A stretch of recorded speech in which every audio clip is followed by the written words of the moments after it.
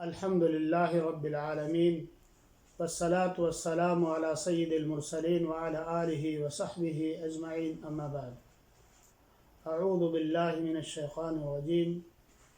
وانذر عشیرتک الاقربین واخفض جناحک لمن اتبعک من المؤمنین۔ اللہ رب العالمین کی حمد و ثنا اور اللہ کے نبی صلی اللہ علیہ وسلم پر درود و سلام کے بعد اللہ کے نبی صلی اللہ علیہ وسلم 3 سال تک مخفی انداز میں لوگوں کو اسلام کی دعوت دینے کے بعد میں اللہ رب العالمین کا حکم آتا ہے کہ اے نبی کریم، آپ اپنے قریبی رشتہ داروں کو اعلانیہ طور سے ڈرائیں، اور جو لوگ آپ کی تابعداری کریں، آپ پر ایمان لائیں، ان کے ساتھ نرمی کا برتاؤ کریں، اور جو لوگ آپ کی مخالفت کرتے ہیں ان سے آپ کنارہ کش ہوں اور کہیں کہ ہم تم سے برات کا اظہار کرتے ہیں۔ میرے بھائیوں اور دوستو، اللہ کے نبی صلی اللہ علیہ وسلم نے اپنے قریبی رشتہ داروں کے درمیان بیٹھ کر کے لوگوں کو نصیحت کی کہ دیکھو،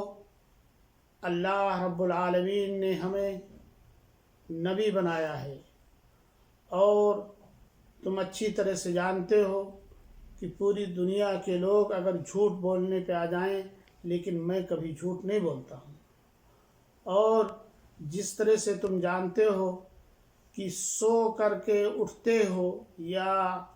اگر دن بھر جاگتے ہو رات کو سوتے ہو، اسی طرح سے ایک دن آئے گا کہ تم سب مرنے کے بعد میں اٹھائے جاؤ گے، اور ہر ایک شخص کو اس کے اعمال کے مطابق جزا اور سزا ملے گی۔ اس لیے میں تمہیں اللہ رب العالمین پر ایمان لانے کی دعوت دیتا ہوں، اور اللہ رب العالمین نے ہمیں نبی اور رسول بنایا ہے، اور میری نبوت اور رسالت پر ایمان لاؤ۔ اللہ کے نبی صلی اللہ علیہ وسلم نے ان لوگوں کو دعوت دیا، اور وہ لوگ خاموش رہے۔ پھر اس کے بعد میں اللہ کے نبی صلی اللہ علیہ وسلم صفا پہاڑی پہ چڑھ کر کے ایک دن صبح کے وقت آپ بلند آواز سے پکارتے ہیں، یا صباحا، اے صبح کی بربادی۔ اللہ کے نبی صلی اللہ علیہ وسلم کی آواز سن کر کے لوگ آپ کے پاس تشریف لاتے ہیں۔ اللہ کے نبی صلی اللہ علیہ وسلم فرماتے ہیں کہ بھلا بتلاؤ، اگر میں کہوں کہ اس پہاڑ کے پیچھے ایک جم غفیر ایک فوج آ رہی ہے تو کیا تم ہماری تکذیب کرو گے یا تصدیق کرو گے؟ لوگوں نے کہا، ہم نے کبھی آپ کو جھوٹ بولتا ہوا دیکھا ہی نہیں، یقیناً ہم آپ کی تصدیق کریں گے۔ تو اللہ کے نبی صلی اللہ علیہ وسلم نے فرمایا کہ میں تمہیں کھلے عام ڈراتا ہوں، اور تم میں سے ہر ایک شخص کو اس بات کا پابند کیا گیا ہے کہ تم ہماری نبوت و رسالت پر ایمان لاؤ، جس طرح سے اللہ رب العالمین نے نوح کو رسول بنا کر کے بھیجا، موسیٰ کو رسول بنا کر کے بھیجا، عیسیٰ کو رسول بنا کر کے بھیجا، اسی طرح سے اللہ رب العالمین نے ہمیں تمہارے درمیان نبی اور رسول بنا کر کے بھیجا ہے، مجھ پر ایمان لاؤ۔ اکثر و بیشتر لوگ خاموش رہے۔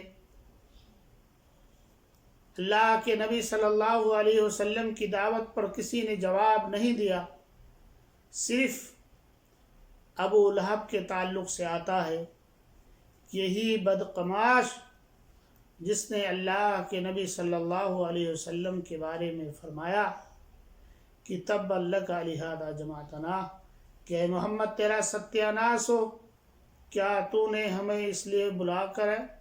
ڈرانے اور دھمکانے کے لیے بلایا ہے؟ اس کے بعد میں اللہ رب العالمین کی طرف سے سورہ لہب نازل ہوئی، تبت یدا ابی لہب، کہ ابو لہب کے دونوں ہاتھ ٹوٹ گئے، جس کے اندر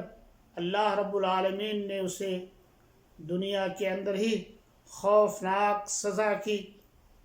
نشانی اور عبرت بیان کر دی گئی۔ تو اس طرح سے اللہ کے نبی صلی اللہ علیہ وسلم کے پیغام کو لوگ سن کر گھروں میں گئے، اور گھروں میں جانے کے بعد میں دوسرے دن اللہ کے نبی صلی اللہ علیہ وسلم کا مذاق اڑانے لگے اور کہنے لگے اللہ کے نبی، یہ دیکھو اللہ کے نبی ہیں، اگر اللہ کو نبی اور رسول بنانا ہوتا تو کوئی مالدار شخص ہوتا، اور اللہ کے نبی صلی اللہ علیہ وسلم کے ماننے والوں کے بارے میں مذاق کرتے، کہتے دیکھو یہ جنت کے ٹھیکیدار لوگ جا رہے ہیں۔ تو اس طرح سے اللہ کے نبی صلی اللہ علیہ وسلم اور مسلمانوں کا مذاق اڑانے لگے۔ پھر اس کے بعد میں حج کا موسم آنے والا تھا، لوگوں نے مشورہ کیا کہ حج کے موسم کے اندر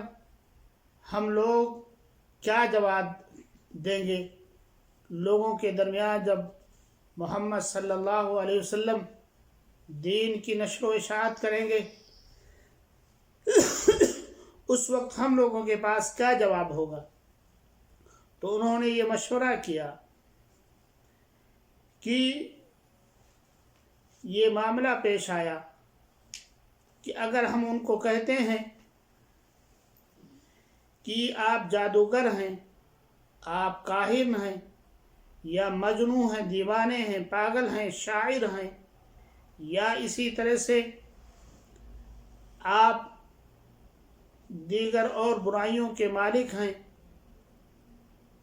تو ان میں سے سب سے ادنا اور سب سے احسن طریقہ یہ ہے کہ ہم لوگ یہ کہیں گے کہ یہ جادوگر ہیں، یہ اس کے ذریعے سے ماں اور بیٹے کے درمیان، بیوی اور شوہر کے درمیان، رشتہ داروں کے درمیان تفریق ڈال دیتے ہیں۔ جب حج کا موسم آیا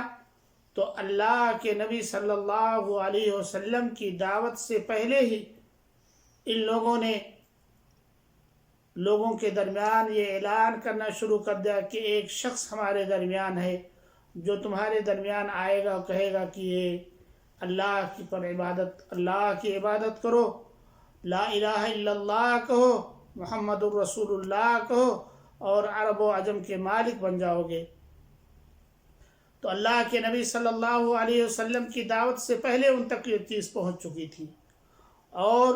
اللہ کے نبی صلی اللہ علیہ وسلم جس خیمے کے اندر جاتے، جس مقام پہ جاتے، جس مجلس میں جاتے، ابو لہب اللہ کے نبی صلی اللہ علیہ وسلم کے پیچھے لگ جاتا، اور اللہ کے نبی صلی اللہ علیہ وسلم جب دعوت دیتے تو وہ کہتا کہ یہ جھوٹے ہیں، یہ جو ہے ان پہ یہ غلط بات کہہ رہے ہیں، یہ ہمارے ہی درمیان، ہمارے ہی اولادوں میں سے ایک لڑکا ہے، لیکن یہ ایسی جرأت کر رہا ہے، یہ ایسی بدتمیزی کر رہا ہے، یا دیگر چیزیں جو اللہ کے نبی صلی اللہ علیہ وسلم کے پر انتساب کرتے۔ حالانکہ اللہ کے نبی صلی اللہ علیہ وسلم وہی بات کہتے جو اللہ کی طرف سے نازل ہوتی، اور اللہ کے نبی صلی اللہ علیہ وسلم کے بیان کرنے سے مقصد یہ تھا کہ تمام عرب کے لوگوں کو اسلام کی دعوت مل سکے اور وہ جہنم سے آزاد ہو سکیں اور جنت کے مالک ہو سکیں۔ لیکن ان لوگوں نے، عرب کے لوگوں نے، مکے کے لوگوں نے ابتدا میں اللہ کے نبی صلی اللہ علیہ وسلم کے ساتھ جو سلوک کیا وہ تاریخ شاہد ہے، اور بقیہ باتیں انشاءاللہ بعد میں بیان کی جائیں گی۔ اللہ رب العالمین سے دعا ہے کہ اللہ رب العالمین ہمیں اللہ کے نبی صلی اللہ علیہ وسلم کی سنت، اللہ کے نبی صلی اللہ علیہ وسلم کا طریقہ، اللہ کے نبی صلی اللہ علیہ وسلم کا اسلوب، اللہ کے نبی صلی اللہ علیہ وسلم کے معاملات کو دیکھنے، جانچنے، پرکھنے اور اس پر عمل کرنے کی اللہ رب العالمین توفیق عطا فرمائے، اور ہمارے معاملات کو اللہ رب العالمین درست کر دے، اور اللہ رب العالمین ہمارے دلوں کے اندر اپنا خوف پیدا کر دے، اور اللہ رب العالمین جو بھٹکے ہوئے لوگ ہیں، جو اسلام سے دور ہیں، جو کل قیامت کے دن آخر افسوس کریں گے، اللہ رب العالمین تو اپنے فضل و کرم سے انہیں بھی اسلام کی دولت سے نواز. آمین. وآخر دعوانا ان الحمد للہ رب العالمین.